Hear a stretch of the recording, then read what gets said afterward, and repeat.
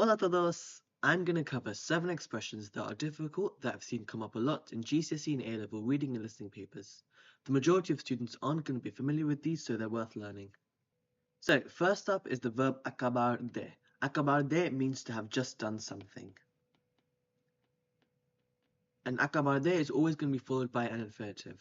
Acabar can be conjugated just like any AR verb, so I could say acabo de hacer mis deberes, I have just done my homework. Another example might be, I could say mi profesor, so still in that sort of school and studying topic, my teacher, mi profesor, acaba de darnos las notas del examen.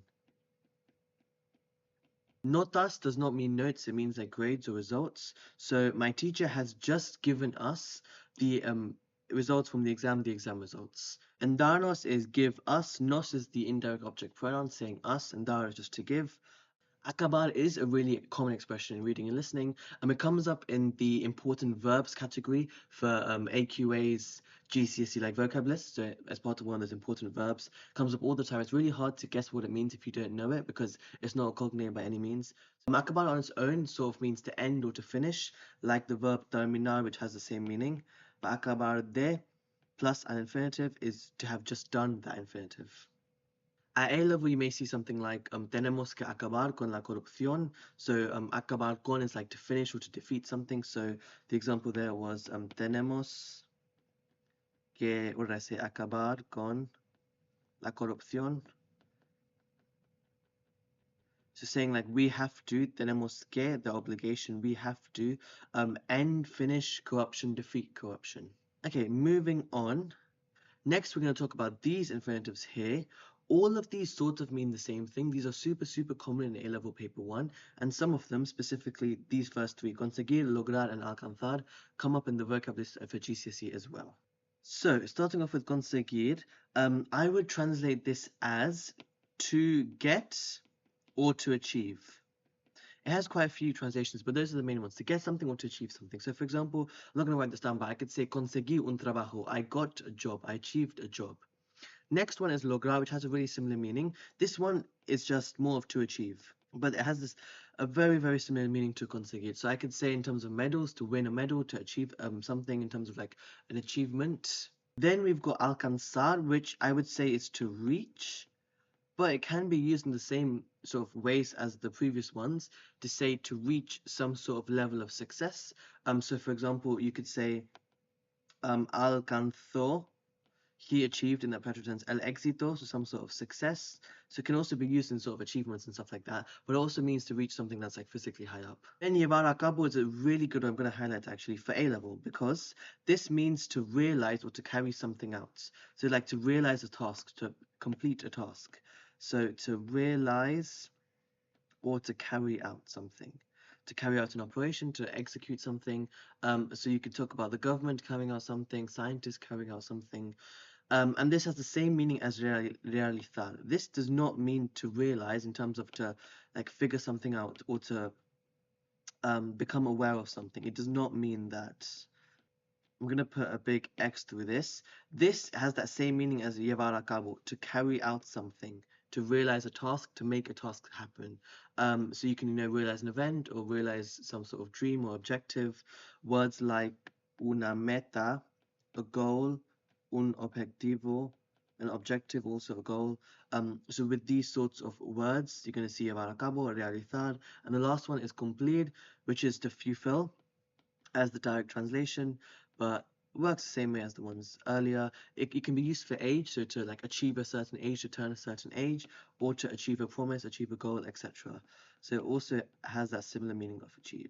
So all of these all mean similar things, and there's all synonyms in some extent.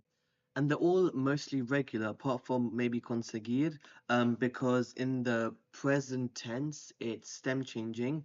So we'd say consigo instead of whatever you'd say with that, because seguir inside of conseguir is to follow, and it has that same conjugation. So to say I follow or continue, it's sigo. It's irregular. And the last thing I'm going to mention here is that the verb realizar, we're going to see how to say that, how to say to become aware of something, the sort of false friend meaning of that later on, because there is a way of saying to become aware of something, and it's not realidad. Okay, next is valer or merecer la pena. Both of these mean to be worth it. This is another super common expression for GCSE in the reading papers, the listening papers. You can even use this expression yourself in the writing exam. So maybe you want to say conjugate valer in the he, she, it form. So vale la pena plus an infinitive. So vale la pena repasar.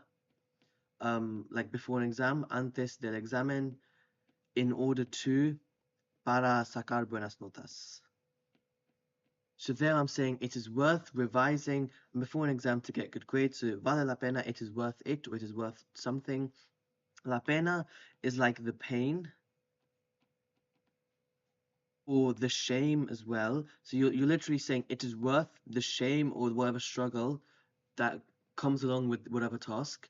But you're saying at the end it's worth it because valer literally means to be worth. Just like we've got the verb costar, which is like to cost, to value, how much something is worth. Valer and costar in that way are similar verbs. They both mean like the value of something. And then merecer is to deserve. So again, it deserves the pain. It just means it's worth it. In terms of other examples, we can see this in maybe reading and listening. If I write this in orange, you might see merece la pena visitar, and then any place, so a country, a place. So it is worth, in this case, visiting in the travel topic, someplace. Okay, so that is those two verbs, super common. Next is darse cuenta. This is another really good one because you're going to struggle to find out what it means by just looking at it. It's so far away from being a cognate. This means, this is how we actually say to realize, so to become aware of something. Darse is a reflexive verb, so it's a bit harder to conjugate, and dar is irregular in the present and the preterite, which also makes it harder to conjugate. So in the present tense, to say I realize something, me doy cuenta, is how we say that. So we've got, in terms of why it's formed like this, cuenta doesn't change, that's just like a noun. Se becomes me, the reflexive pronoun me, which is just saying like me. Dar in the present tense is doy. It goes doy, das, da, damos, dais, dan. So me doy cuenta, I realize in the present tense. I could say se dan cuenta, they realize. Again, in the present tense, dan is they give, is what it actually means, and se is the pronoun for the plural third person. So they realize, I realize. You're mostly going to see this in the past tense, actually, in the preterite. So me di cuenta, for example, me di cuenta. I can say de que, of that. Me di cuenta de que tenía maybe un examen mañana. So I realized is what that means. My handwriting is so bad there. But I realized in the preterite that I had an exam tomorrow. Another example, how would you translate the sentence a veces no nos damos cuenta de lo afortunados que somos? How would you translate the sentence? So, if I show that whole sentence there, it's going to mean sometimes we don't realize, no nos damos cuenta, in the present tense, we don't realize, like of lo afortunados, how fortunate we are. This lo plus adjective, for example, lo bueno is like how good, it just means how plus the adjective there. So it's saying like how lucky or how fortunate that we are. Que somos. So that's your darse cuenta, a really good expression that you need to learn. How to conjugate, practice conjugating this, recognizing this. In the preterite tense, the conjugations are di, diste, dio, so really quite irregular with the letter I in there. Dimos, disteis, and dieron, so it all has the letter I in there. So just recognize these words, they all come from dar, and if you're going to see these words with cuenta, it's talking about realizing. So me di cuenta, I realized, se dieron cuenta, they realized. Basically, you can't mix and match. You can't say like se, se di cuenta or me dieron cuenta. You can't mix and match the pronoun, the reflexive pronoun, and the verb has to match in terms of the way they're conjugated. Okay, next I've included these two words, even though you know what they both mean. Suficiente looks like the word sufficient, which is exactly what it means in English. It's a cognate. And bastante, everyone knows that word sort of means enough. But there are some cases where students will use bastante incorrectly. where you're meant to use suficiente. So to give you an example, so bastante is like saying pretty something, right? Like pretty or quite. It's one of those intensifiers.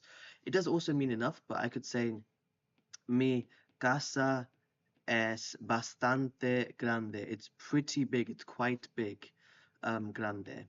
So in that case, it works perfectly fine. But for example, in the sentence, no hay bastante comida para todos, there is not enough food for everyone, we cannot use bastante. We're going to use suficiente to mean like sufficient or the necessary quantity. So just double check if you're unsure if bastante is the correct word. Ask yourself if suficiente makes more sense, saying sufficient, and in this case it does. So you'd say no hay suficiente comida, there is not enough sufficient food for everyone instead of bastante. Okay, moving on to our sixth expression, the penultimate one. This one is mainly going to be for A-level. You're not going to see this too much as GCSE. You may see the verb convertirse, but apart from that, not really a lot. All four of these mean to become. This is how we say to become something, or become someone, or to change something in Spanish. And you can spot that most of these are reflexive. We've got convertirse, volverse, hacerse, and a lot of these are regular as well. So you really do have to learn how to conjugate these, how to see these.